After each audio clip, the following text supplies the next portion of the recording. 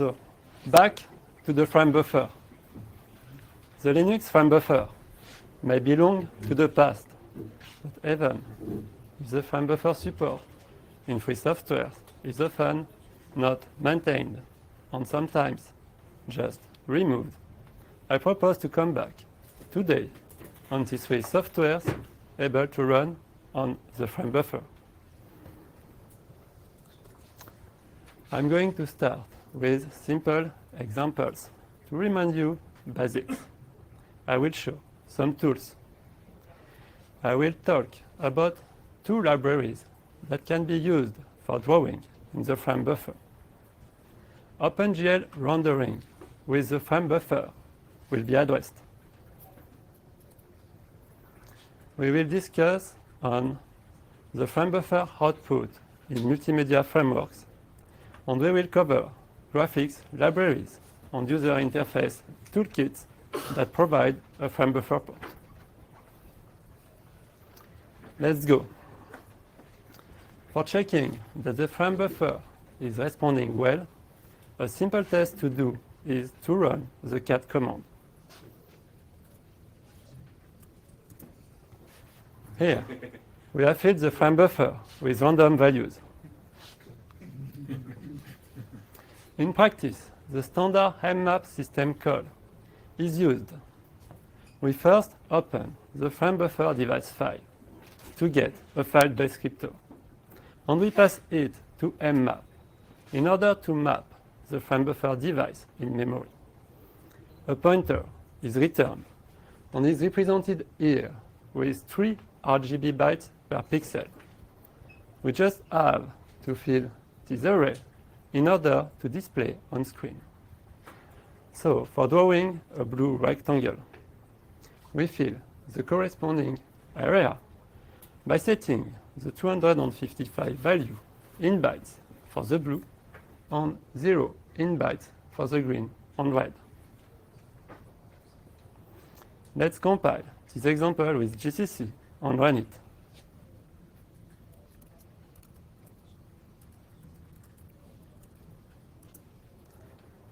The example is written with very few lines of code.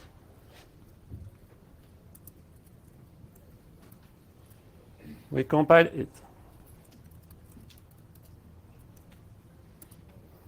Okay, we have the blue rectangle.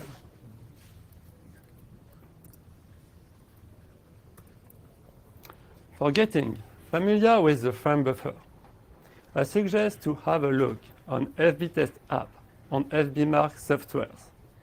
The FBTest app software proposes FBTest for checking the color rendering and FBstring for drawing a string in the Framebuffer. The FBmark software proposes some animations based on popular fractals on the test bench with rectangles.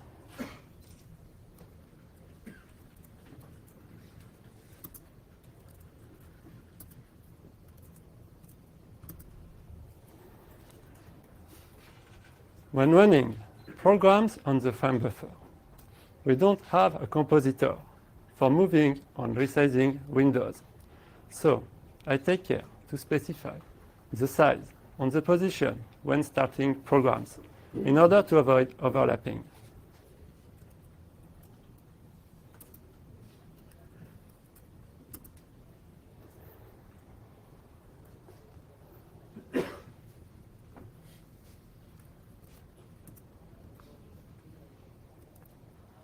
In the source code, there is one file per program in which we can see the use of mmap. All free softwares addressed in this talk will work like this. Let's see tools based on the Framebuffer. First, we can run a terminal emulator named FBpad.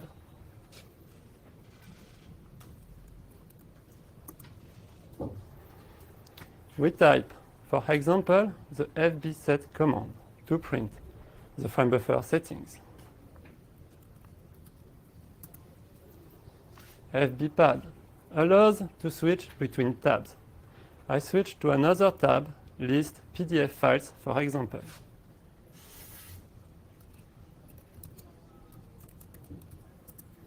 And I come back to the first tab. This gives you a little overview of FBPad.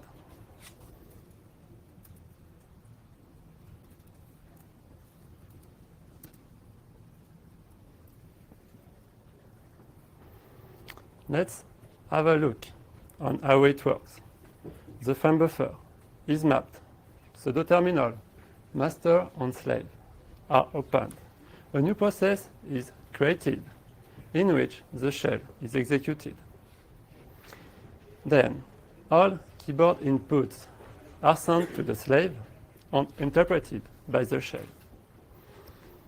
The master reads the shell output characters, which are then drawn in the Framebuffer. Image viewers are available. We're going to run FBI on film.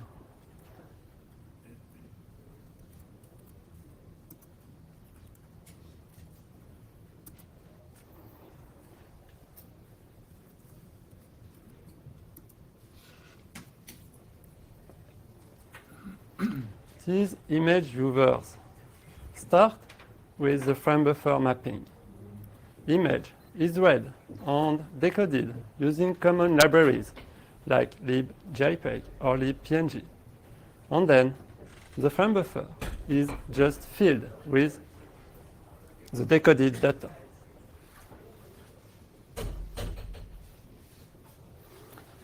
Simple web browsers can be started. We're going to start NetSurf on its welcome page on links with a page that allows to make some color calibration on the monitor.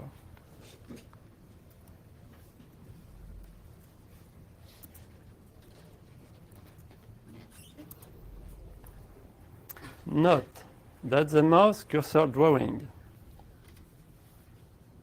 is managed by each program running on the Framebuffer. In NetSurf, we type, for example, some text in the search area.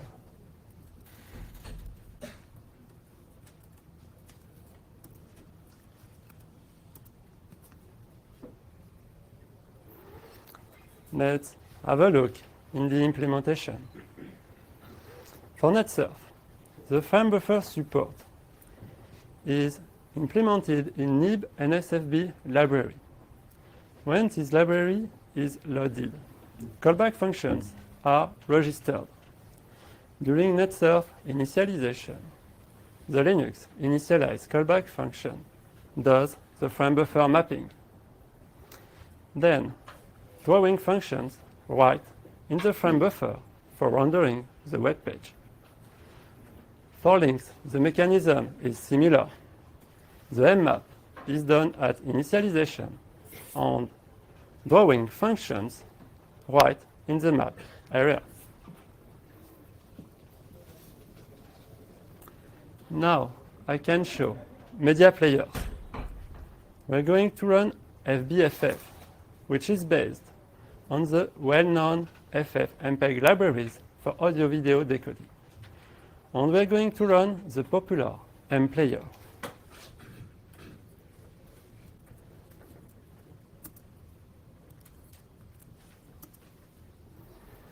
mPlayer logs show the use of FBDev, the Framebuffer device interface. By pressing the space bar, we pause both players because when running programs on the Framebuffer, there is no window manager. So window focus doesn't make sense. All input events are processed by all applications.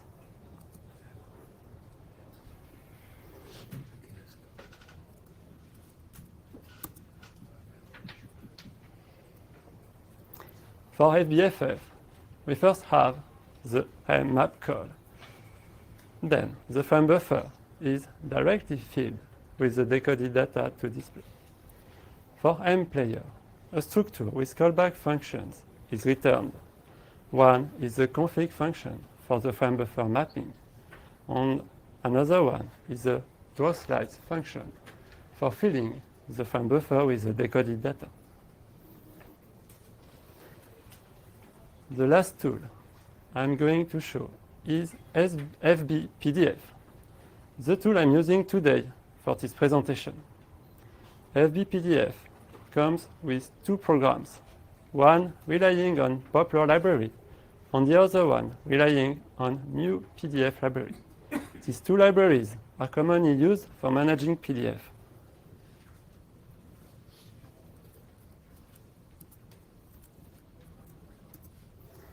For the same reason that we don't have a window manager when running programs on the Framebuffer, by pressing the Done key, we go to next page on both documents.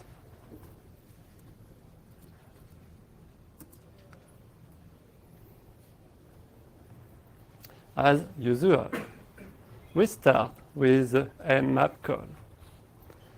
Popular or new PDF are used for getting the PDF page to render, and the Framebuffer is filled with it. Drawing libraries can be used with the Framebuffer. The first one we're going to see is Kero. We can experiment it with Kero demo softwares, and note that two different projects with the same name exist. The first project provides a simple program named Kero FB that just draws a line.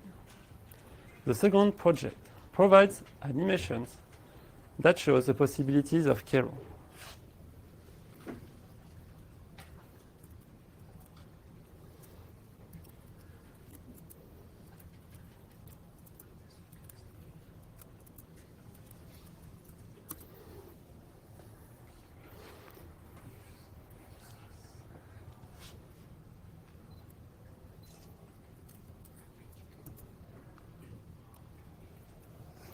Some information for developing with Kero.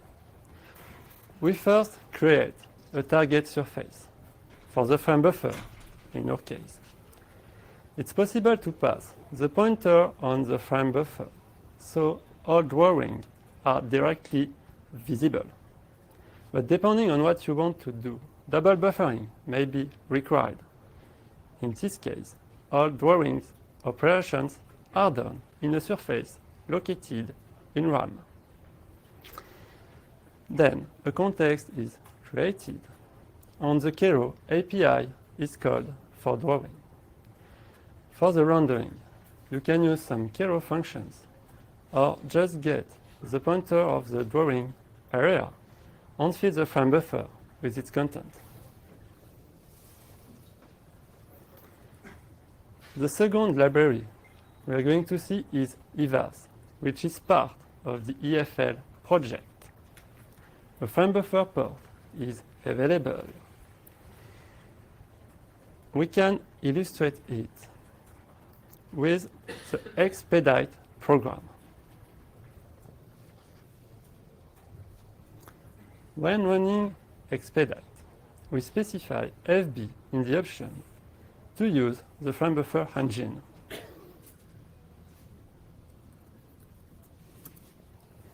We can play quickly with Expedite.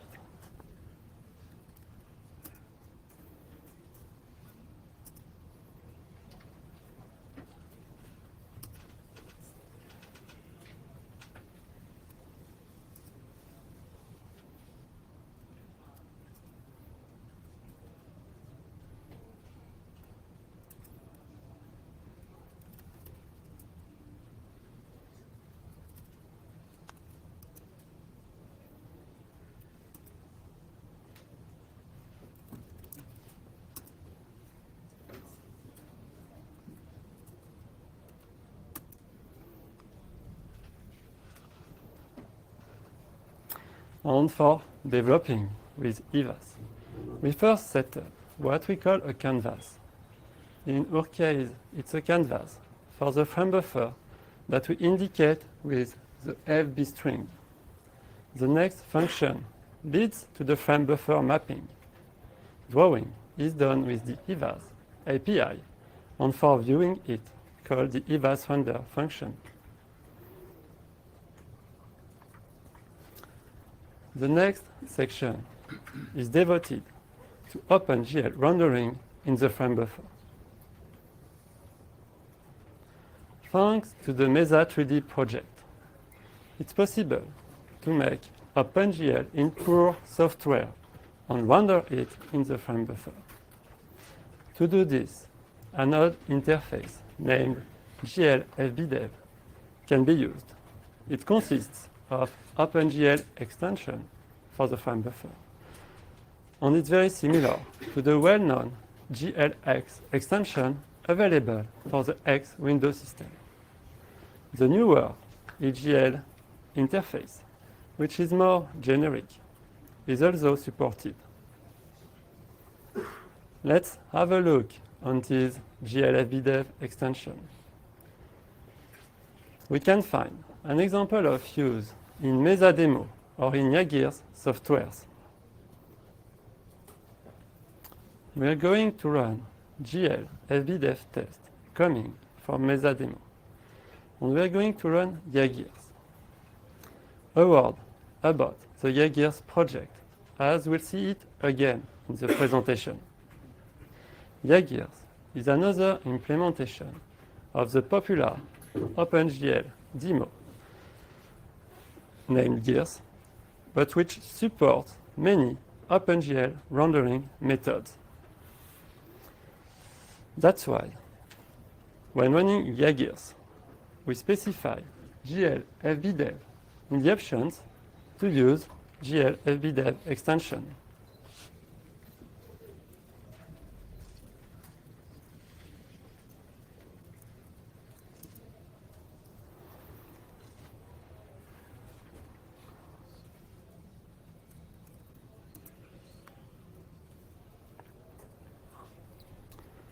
The first GL-FBDev function called is GL-FBDev create buffer, in which we pass the pointer on the Framebuffer. The set window function is used for setting the size and the position of the Framebuffer area in which OpenGL is rendered. Then, a context needs to be created and attached to the Framebuffer. The swap buffer function is called for filling the Framebuffer with the 3D drawing.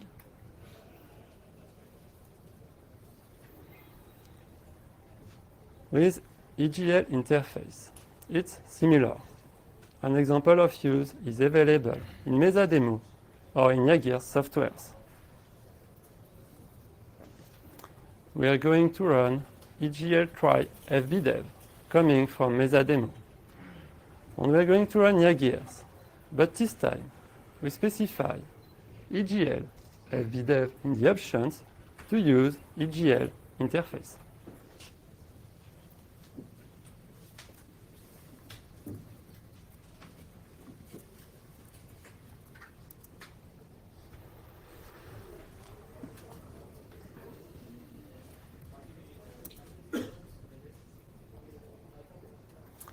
Unlike GL-FBDev implementation that was based on the legacy infrastructure of Mesa, EGL implementation for the Framebuffer is based on Gallium infrastructure. The first EGL function call is the EGL getDisplay function. As EGL is a generic interface, if the Mesa library on your system supports other platforms like X, Wayland, or DRM, choose the platform support to use by setting EGL platform. It is set to FBDev in our case. Then the initialize function is called. And if we follow the Framebuffer implementation in Gallium with the state trackers and WinSys components, we arrive on the Framebuffer mapping. The create window surface function is used for setting the frame buffer area in which OpenGL is rendered. It's important to note that the structure in argument depends on the platform. With the X platform, a X window is used in this function. Like glfbdev, a context needs to be created and attached to the frame buffer. Finally, the swap buffer function is called for filling the frame buffer with the 3D drawing. Note that I just detailed where to look in source code if you want to find out more. Multimedia frameworks. Popular multimedia frameworks have a frame buffer output. Note that all the video display is done in CPU when using the frame buffer. The first multimedia framework we're going to see is FFmpeg. For each multimedia framework demo, we will start a video and display an image. The FFmpeg command is launched with many options, but the most important here is the FBDev format specified for the output.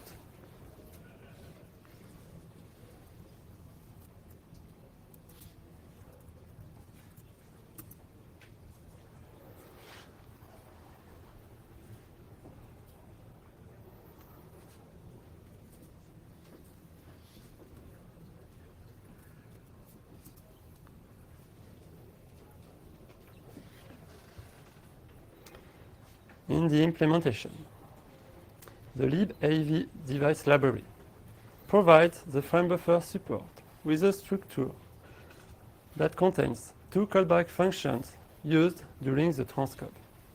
The fbdev write header function for the frame buffer mapping, and the fbdev write packet function for filling the frame buffer with the raw video.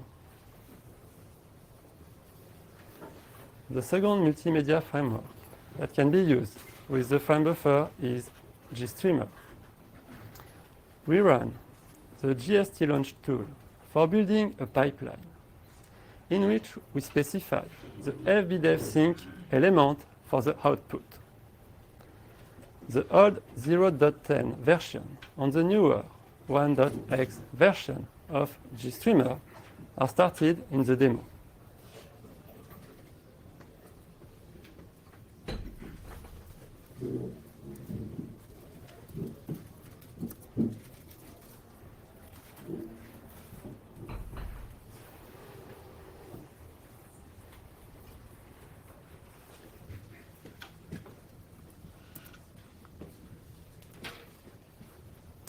How it works.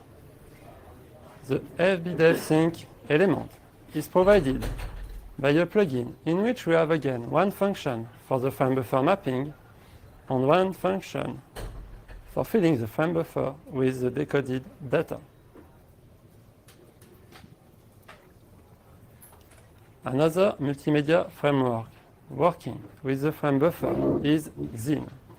A program named fbigxin is available for testing this frame buffer support.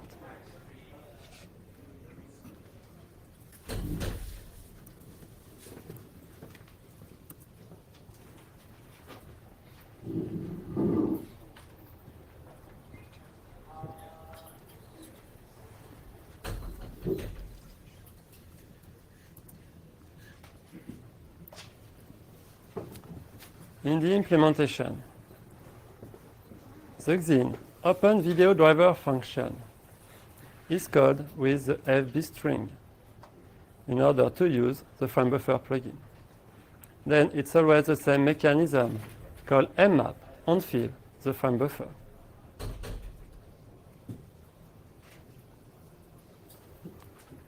The last multimedia framework we're going to see is VLC. When running the VLC command, we specify FB in the options to use the frame buffer video output module.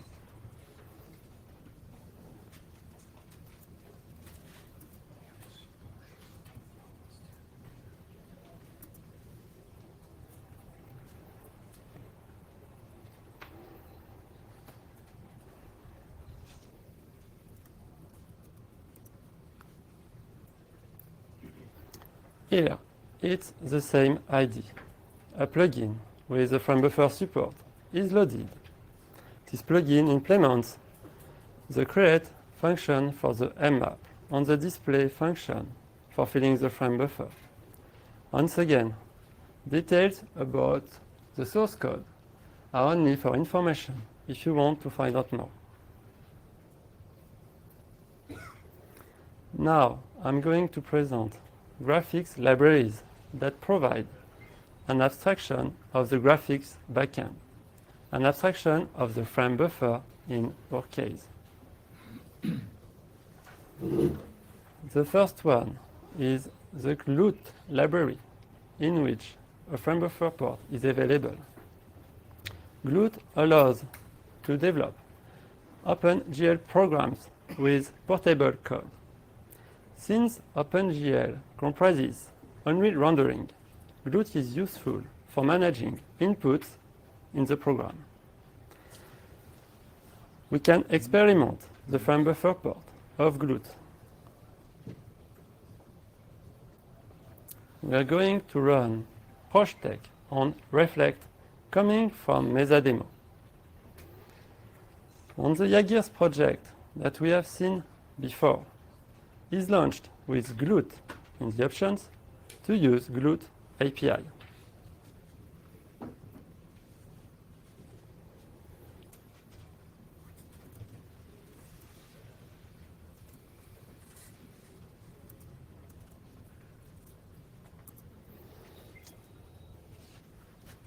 We can see that the mouse cursor is well managed by GLUT. And here is Jagirs.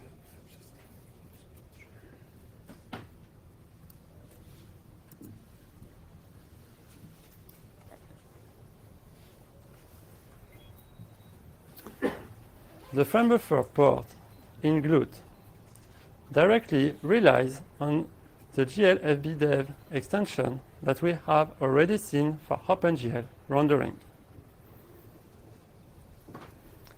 Let's have a look on SDL, a popular library that provides a graphical and system layer for programming cross-platform applications.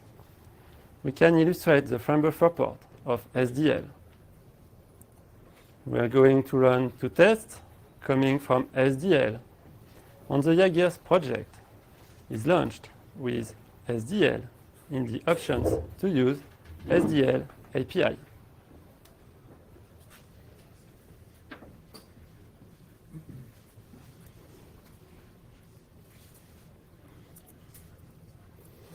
This time, the mouse cursor is managed by SDL.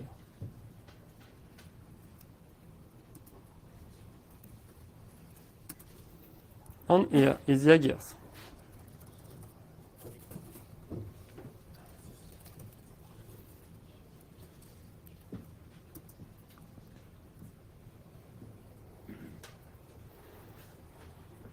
If we look at the Framebuffer port in SDL, we can see the Framebuffer mapping done at initialization.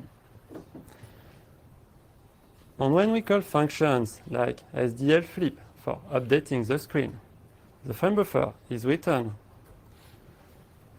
For OpenGL rendering, the EGL interface that we have already seen is used by SDL. Now, let's talk about user interface toolkits. The first one we're going to see is Elementary, which is part of the EFL project. We have already mentioned this project in the presentation when we have talked about the EVAS drawing library on its Framebuffer engine. In EFL architecture, EVAS library, but also eCore library, allow Elementary to work on the Framebuffer. We are going to run Elementary test, in which we can test many Elementary widgets. And we are going to run Jagirs with EFL in the options to use an Elementary GLView widget.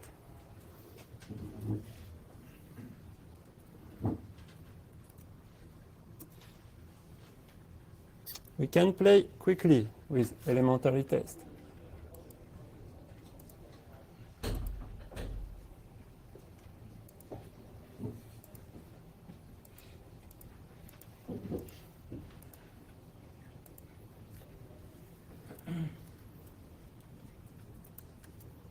And here is the gears.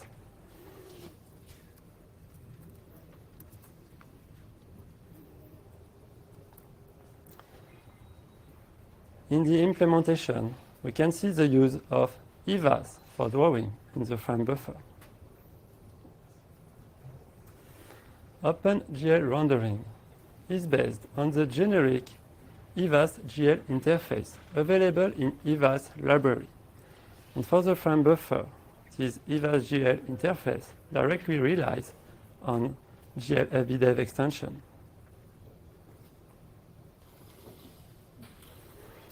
Another toolkit for creating graphical user interface is GTK. It relies on the Kero drawing library that we have seen before in this presentation. OpenGL rendering into a GTK widget is possible using GTK-GL area interface. We can experiment the Framebuffer port of GTK. To do this, we are going to run GTK demo, in which we can test many GTK widgets. And we are going to run Yagirs with GTK in the options to use a GTK-GL area widget.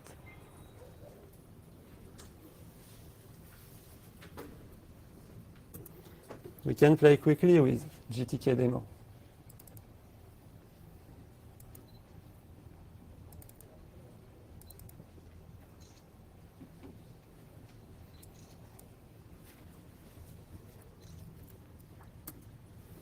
And here is the gears.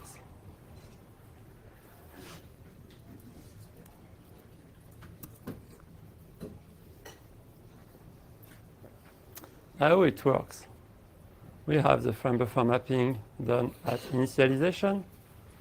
And we can see the use of Kero for drawing widgets. For OpenGL rendering, GTK GL area directly relies on GL FBDev extension.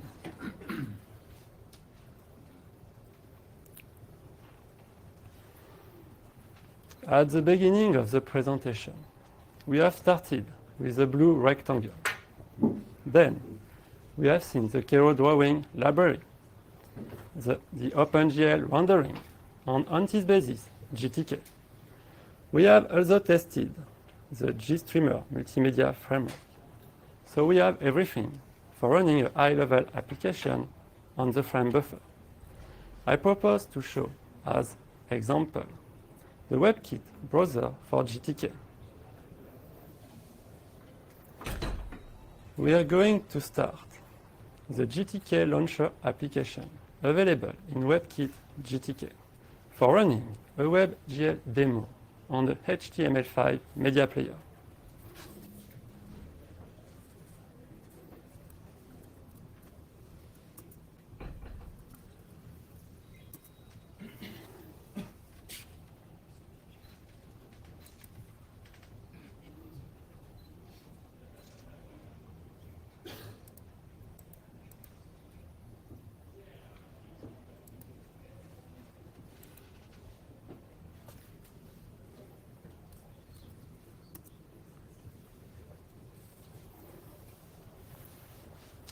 The last user interface toolkit we are going to see is Qt.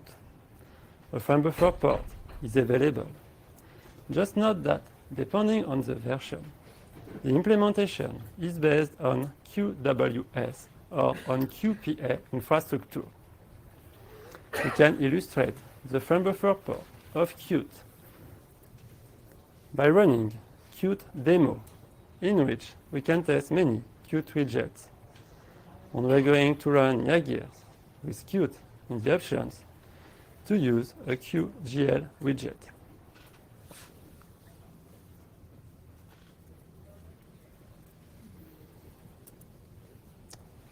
We can play quickly with Qt demo.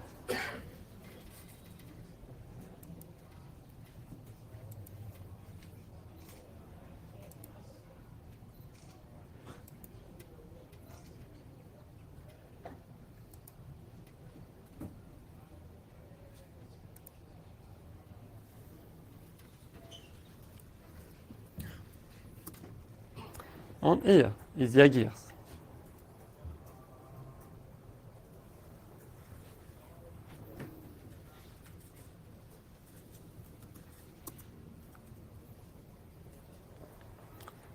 I'm going fast on the next two slides that just detail where to look in the code for understanding the Framebuffer port in Qt. But you know that we have the mmap call. And for OpenGL rendering, EGL is used by Qt. As we did for GTK, I propose to show the WebKit browser for Qt.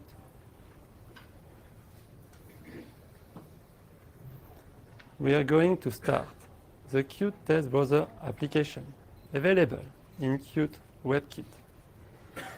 For running the same WebGL demo on the same HTML5 media player that we have seen before with GTK.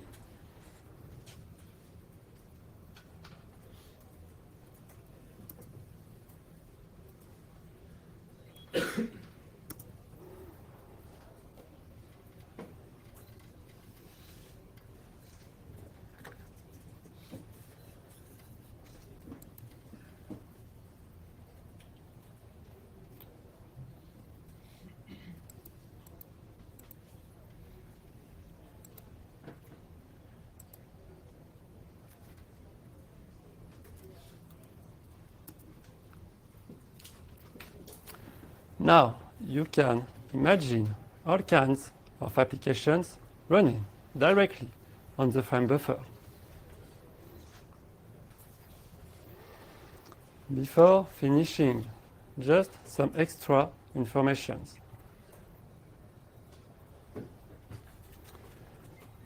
If you need a compositor for managing multiple applications, or if you have an application that really depends on X, for example, or for anything else, it's still possible to use the Framebuffer with graphics backend, like DirectFB, X, or Wayland.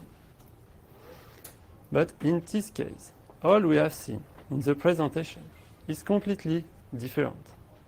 For instance, with X, the GTK port for X will be used. Keyrow drawing will be done in the X window. GLX extension will be used for OpenGL rendering, and everything will rely on the X window system. That's why I'm saying it's another story. And I will finish with a few words on the origins of this presentation. Everything started with a Linux from scratch distribution 15 years ago for understanding how graphics work and for playing with many different graphics backend. And I realized that some graphics backend won't be maintained anymore and now belong to the past.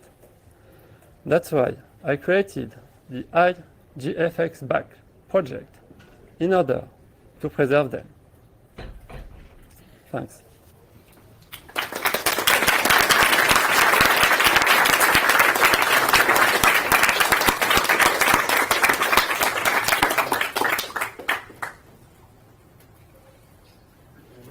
Any questions? Yes. Thank you very much for assembling all this information in one place. Great talk. I have a question is, when you're writing directly to FBDev, how can you synchronize with vsync to avoid tuning? In practice, the question is, with FBDev, how I synchronize with vsync, if it's correct. In practice, I don't have to care about it.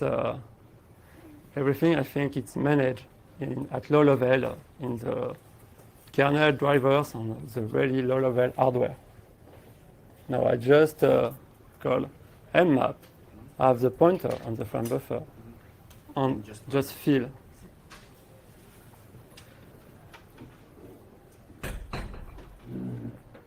Yeah. Have you tried to run Firefox or Chrome in the Framebuffer? The question is if I ever tried to run Firefox or Chromium. Personally, no, but I encourage you to try it.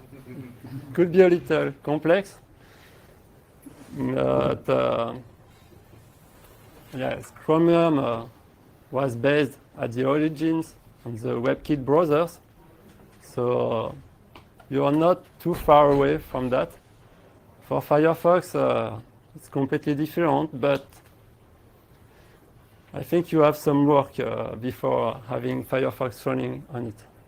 But I come back to this slide. You still can use X on, it will work on X on the Framebuffer with all its complexity. Yes? I joined my colleague over there. Thank you for the great presentation and the really good overview of everything. It looks really fun to play with and quite simple to work with. So the programmer in me is quite happy about that. Now I'm thinking about this and I'm trying to think of use cases and I can see a few of them. But I'm wondering, I don't want to miss anything, so I'm wondering what in your opinion are great use cases of Framebuffer, like when it's really, really justified to use it. So if I have well understand the question is the use case of the Framebuffer. What in your opinion is like the best examples you know of the use cases of the Framebuffer? For sure, the Framebuffer is deprecated. Now it's KMS, DRM, and for the future, it won't be the Framebuffer for sure. But the Framebuffer on some embedded systems, sometimes if you don't have GPU or hardware, you can still use the Framebuffer for drawing on small TFT screen, for example. And that's right, don't expect to have your 3D games engine working like this or to play your 4K streams in the Framebuffer. But the Framebuffer is just, I think, useful for understanding how things work. As example, in Mesa, the Gallium infrastructure, for some people who have a little look in it, I think it's complex. And as the Framebuffer is really simple, you can really focus on the Gallium infrastructure for understanding how it works. And also because the Framebuffer is in pure software, you can differentiate if an issue is coming from the hardware or coming from the software implementation. Okay, so you see it mostly as an educational tool. It can be, but for sure, I started by saying in free softwares, the Framebuffer support is sometimes removed. And so you have to look in the log in the history to find the Framebuffer support in some software. And don't know, SDL2, for example, GTK3, for example, don't have the Framebuffer support. So yes, it's a little bit a problem. But, Can I actually? yes.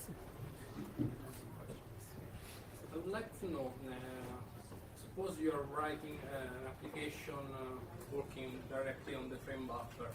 How can you get notification from the kernel about the resolution of the Framebuffer, in particular if the resolution changes or if the monitor gets detached and so on?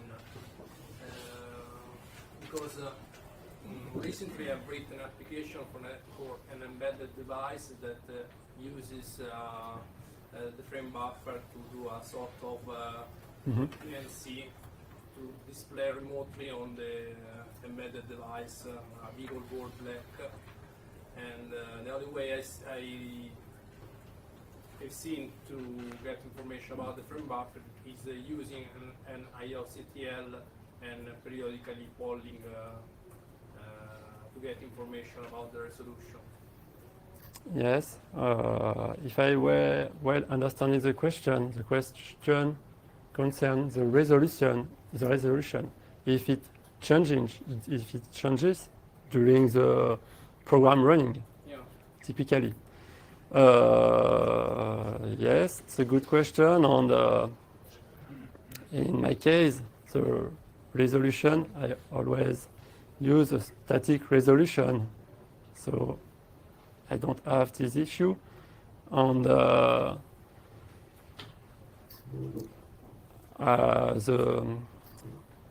polling mechanism you have implemented, I think it's a solution to address this kind of use case. Okay, thank you. I can answer your question kind of clearly. You first have to differentiate what you're calling frame buffer, which is FBCon, versus the new DRM KMS stuff, which has the same features. You can literally create a buffer, mem map it, and fill it with pixels exactly like you do with FBCon. Now, difference is that with new DRM KMS, you get to vsync that and get rid of all the tearing, etc., and get that all correct, but it otherwise can work exactly the same way. Now, taking that into account, what's the use of this stuff? Particularly I know EFL, because I wrote that code, and it supports FBCon because I wrote that code, and I know it's single buffered and it copies everything to the screen exactly as you described. I've also got the DRM KMS code, and the same application works as 0 lines change, it just works. So a great use of it is run terminology, which is a terminal emulator, in your TTY, and if it's FBCon, it'll use FBCon. If it's DRM KMS, that's what you have, it'll use that instead. And there you get everything vsync. And now you get a fast console where scrolling is fast. Have you ever done a make in TTY and gone and made a cup of coffee and come back? That doesn't happen now, it's fast, because the kernel TTY doesn't play catch up. It just does every line really brute force and a really dumb scroll. Proper terminals will just play catch up and scroll instantly. You can also then in a terminal emulator play videos, look at images, etc. Like TYCAT filed an MP4 and plays a video in the terminal emulator. It'll also do splits and tabs and all the usual stuff. That, if you want to do that, you can run effectively kind of an i3/sway like GUI in just one big terminal in your TTY and not need a display system at all. So that is a use case for that.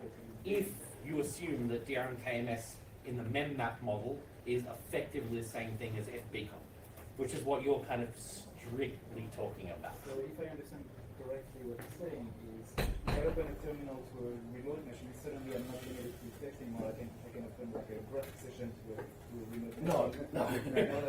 That one's local. It uses escapes. Basically tell the terminal, here's a file path or a URI to this thing. The terminal goes, I'll load that for me. And it just keeps just the URI in the actual terminal history thing, so it doesn't keep all the pixels. So it's kind of compact. And can rebuild it so you can scroll through history and find all these things and it'll reload them back in without keeping them in memory. So that's why it won't work remotely. Unless it's a URI which both systems can access, like a actual URL which typically won't go blind.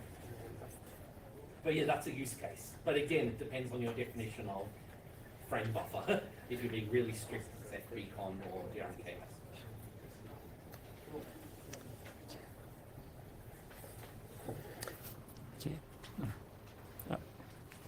Where is the link between the TTY device and frame buffer? How can I determine which frame buffer device corresponds to my current TTY where my program is running? Does it even make sense? Yes, yeah. So here the system directly run on the frame buffer, but you have a TTY. It's supported by the kernel, which provides the console, the TTY on the frame buffer. And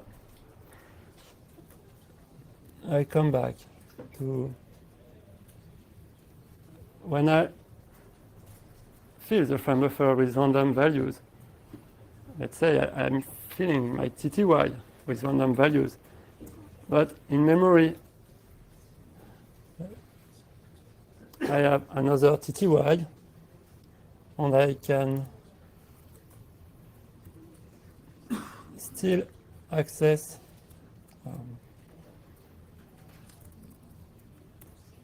I have only one frame buffer. And here I fill the second TTY with random values. And if I'm coming back to the first TTY, I have the content of my command in it, which is restored. And I can switch back, but The driver renders to the same frame buffer. When you but switch it, yes, everything gets rerun. but there is only one frame buffer. Thanks.